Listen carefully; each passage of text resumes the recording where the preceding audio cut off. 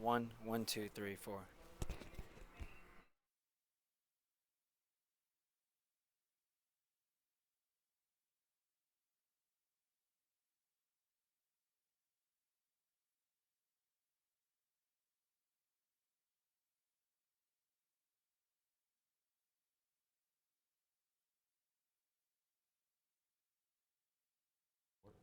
I can hear you now. Yeah.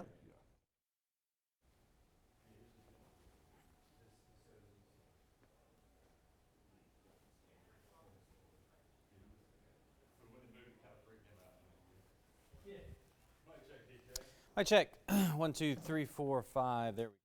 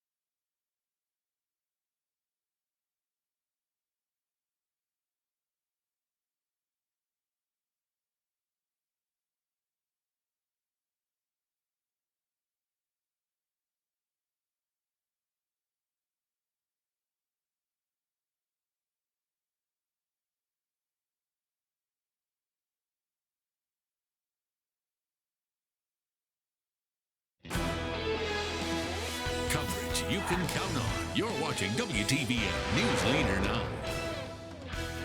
Sponsored by Montlick & Associates, Columbus Injury Attorneys.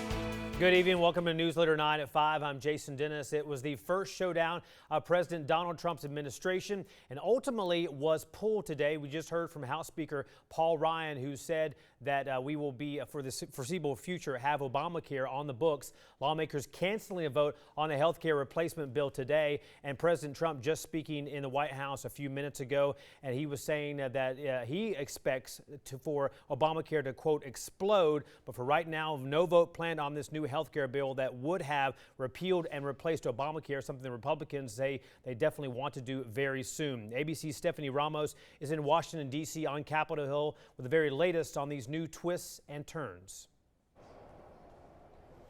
This was President Trump's first legislative battle, and it was a tough one. Even a group of moderate Republicans from the Freedom Caucus, who typically stand behind the leadership, they were ready to defy the House Speaker and the president on the GOP's first legislative priority. Consideration of H.R. 1628 is postponed.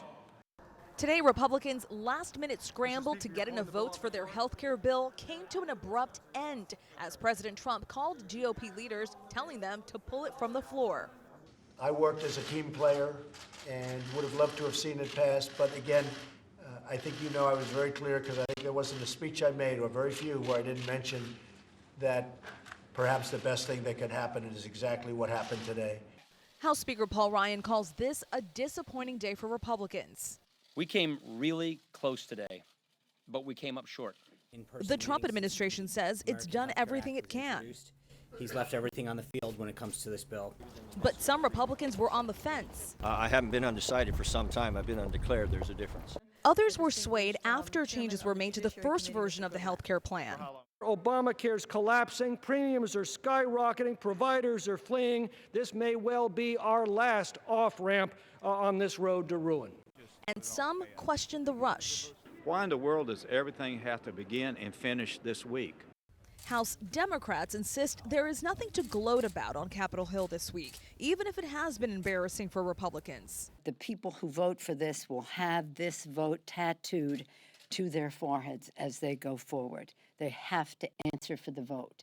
The Trump administration says if this bill fails, Obamacare stays, and the president will move on to tax reform. The president understands this is it. We had this opportunity to change the trajectory of healthcare, to help improve, put a healthcare system in place and end the nightmare that Republicans have campaigned on called Obamacare. House Speaker Paul Ryan says the GOP is going through some growing pains after being in opposition for 8 years. He also says they have to get used to governing. At the Capitol, Stephanie Ramos, ABC News. Back over to you. All right, thank you, Stephanie, for that live report. We want to know what you think about this big health care battle, and you can voice your opinion in our web poll on the homepage of WTVM.com. We want to know, do you think Republicans should continue to work on a health care replacement or just leave Obamacare in place? You see some of the results of the poll so far, with the majority saying they want a health care replacement. And coming up on our news at 5:30, we'll take a look at just what was in that bill and what could happen next with the health care fight. World News tonight. After Newsletter 9 at 6, we'll have the latest on this battle, including more reaction to today's big developments. Turning now to our weather on this Friday. It's been a very nice spring day, a great way to end the work week. You're taking a live look now from our Alpha Insurance Skycam on top of the Columbus Government Center in downtown. Some changes, though, may be on the way for the weekend. Storm Team 9 Chief Meteorologist Derek Kincaid has a first check of our weather tonight. Jason, thanks. Yeah, changes in the form of some stormy weather for some Saturday into Sunday. Let's talk about what's going on right now, though. 77 in the Fountain City, 75 in Auburn, and as promised today, warmer than yesterday. As we check the satellite and radar view, we find that the sun is peeking out across the valley, but the clouds on the increase again. Back here to our west, you can see those clouds increasing across parts of Mississippi and Alabama.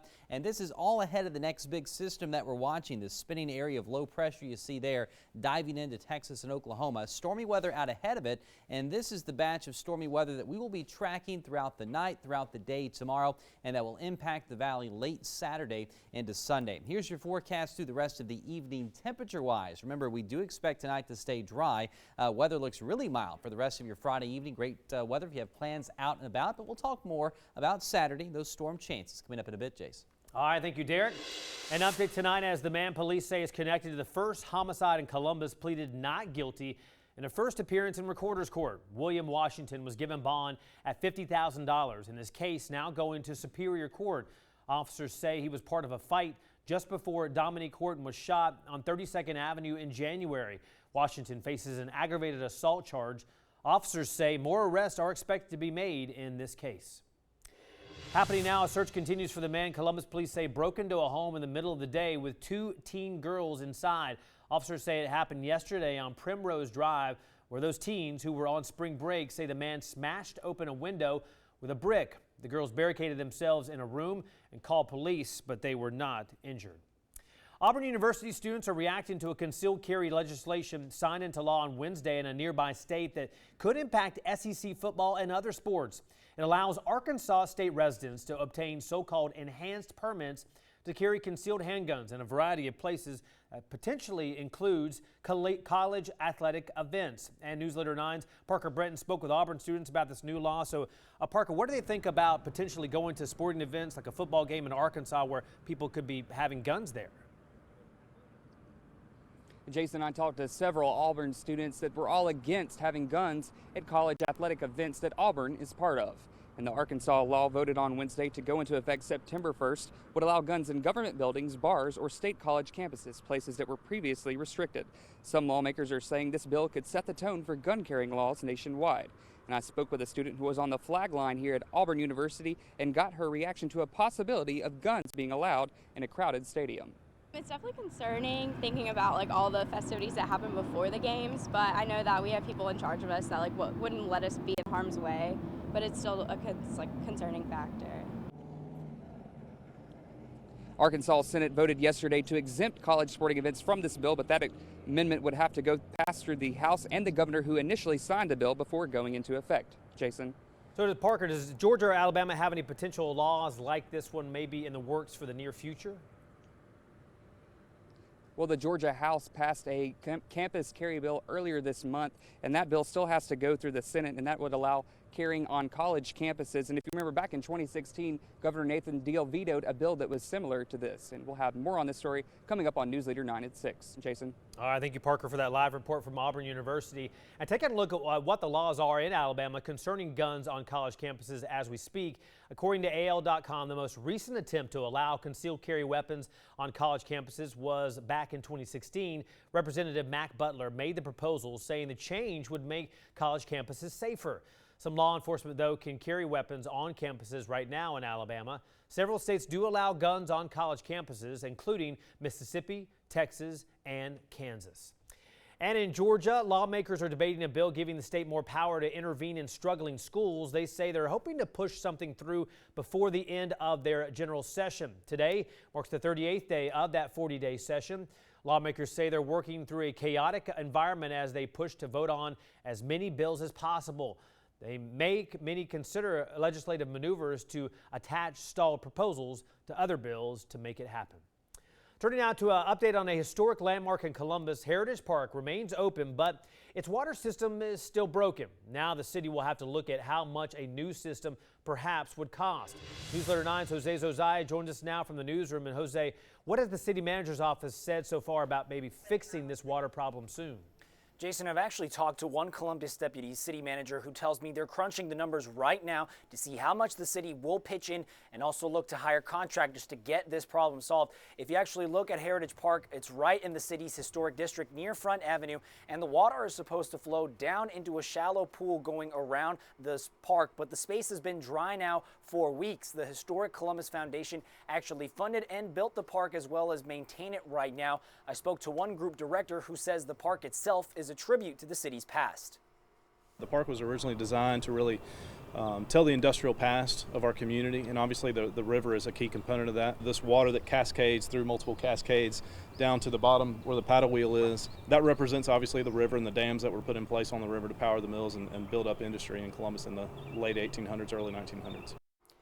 The city's Parks and Recreation Department has also been in contact with Historic Columbus, telling them damage to the water pump system was significant. And Jason, the foundation wants to try and get this water back up and flowing as soon as possible, just in time for wedding season, as they say the park is a local hotspot to take photos and host those types of events during the summertime. Back to you. All right, we'll see if it's fixed soon. All right, thank you, Jose. Looking ahead, work on Talbotton Road in Columbus is set to continue next week. Crews are installing sewer pipes in the westbound shoulder between Piermont and 12th Street. They're also working on new road construction between 28th Street and Slade Drive. Work is scheduled to take place between 9 a.m. and 3 p.m. Monday through Friday. The Georgia Department of Transportation is urging drivers to slow down in these work zones. Happening now, if you're looking to sit down with a good book over the weekend, head to the Phoenix City Russell County Library. Happening until 6 o'clock tonight, they're hosting the Spring Bag of Books sale.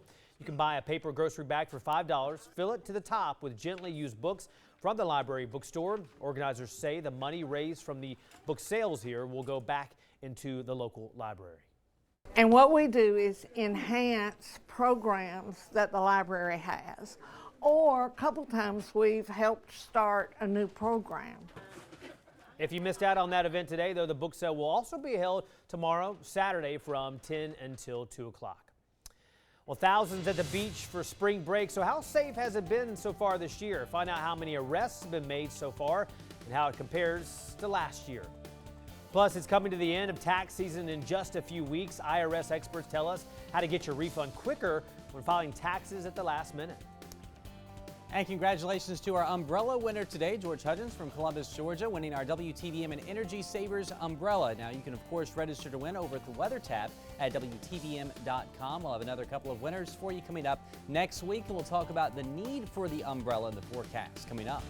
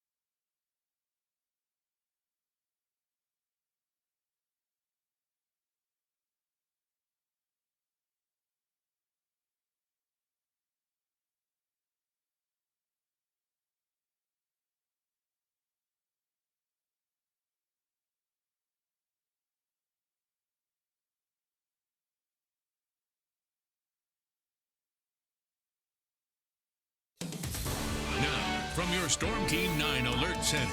WTVM Chief Meteorologist Derek Kincaid.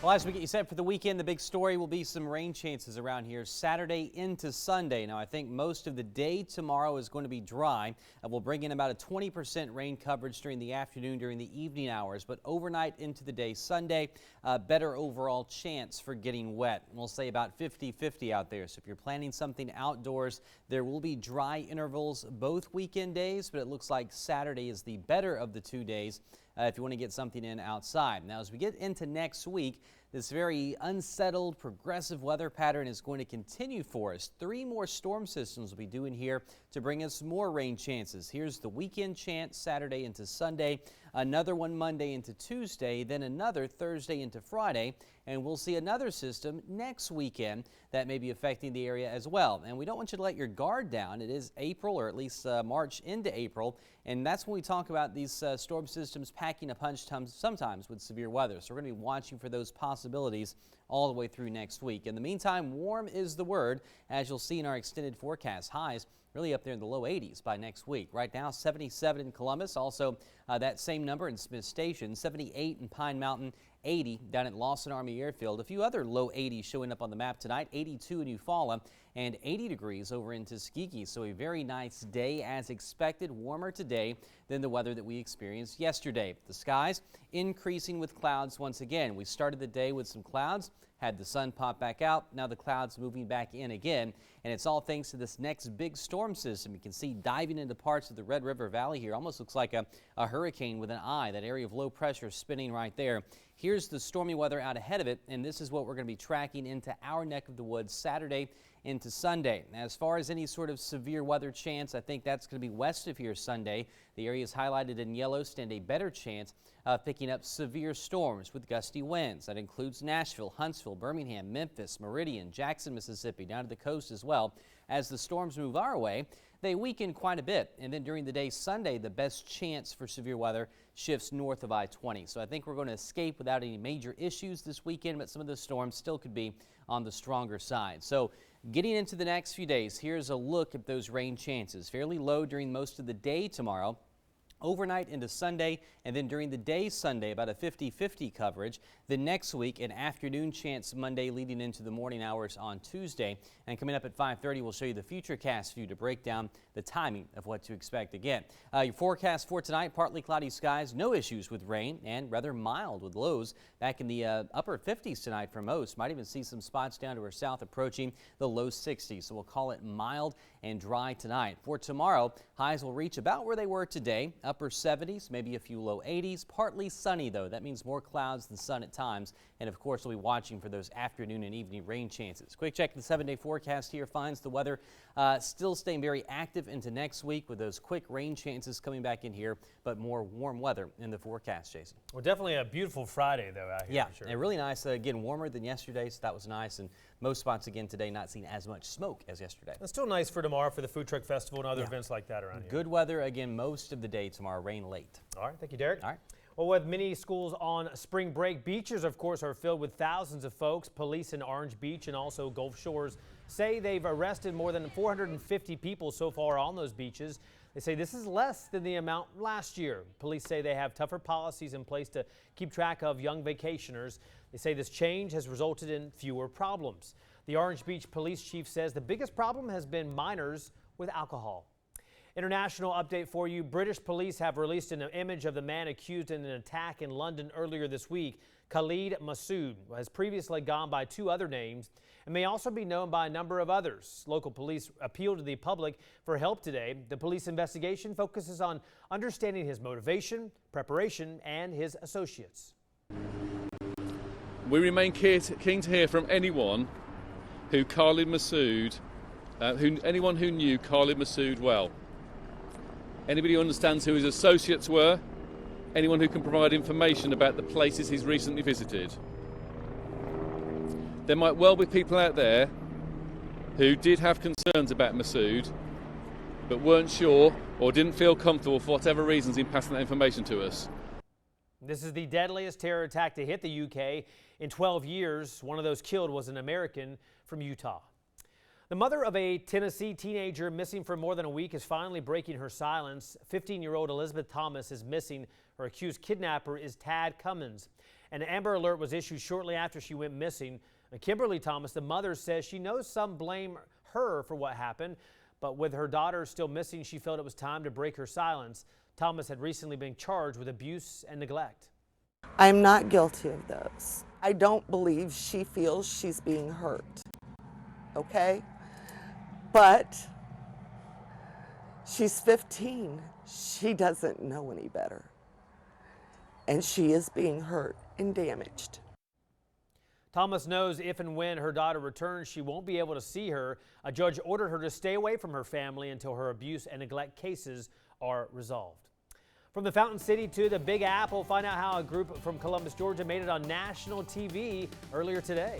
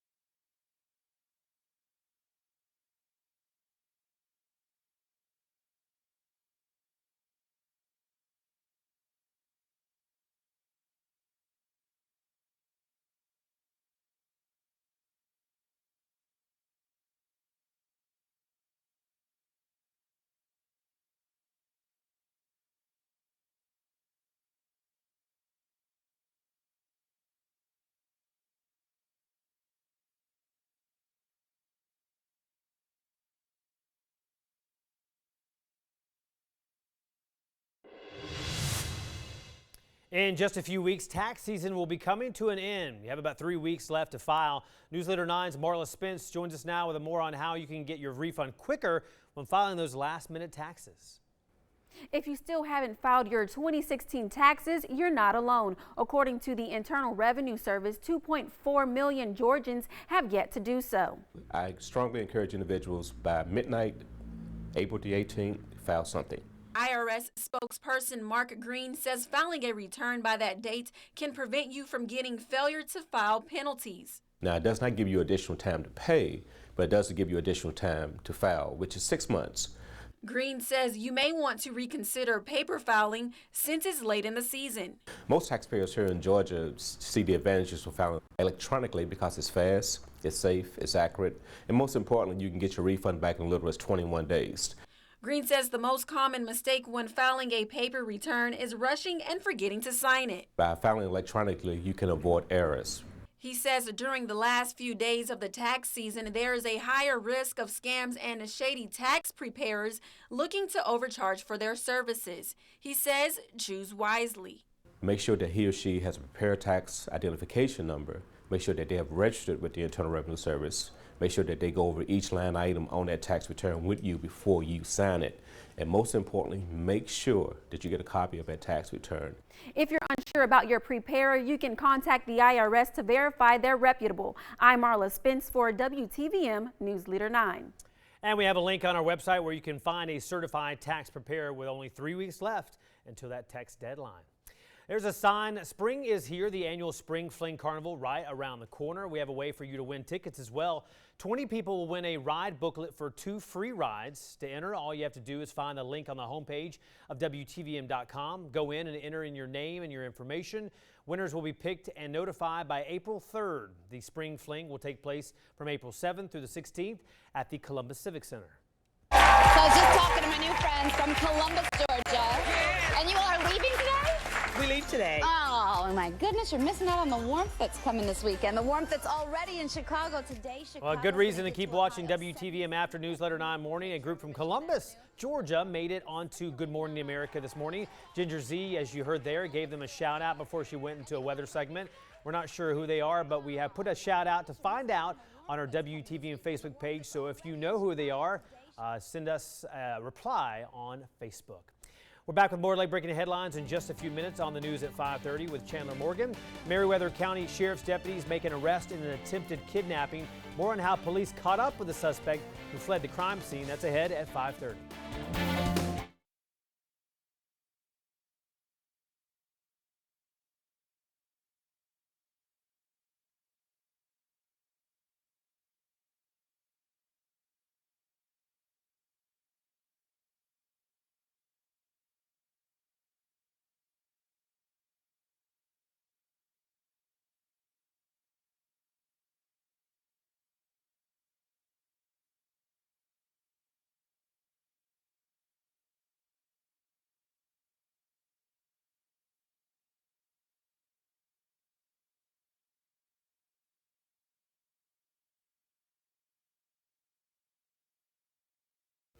I know, just if you want to check.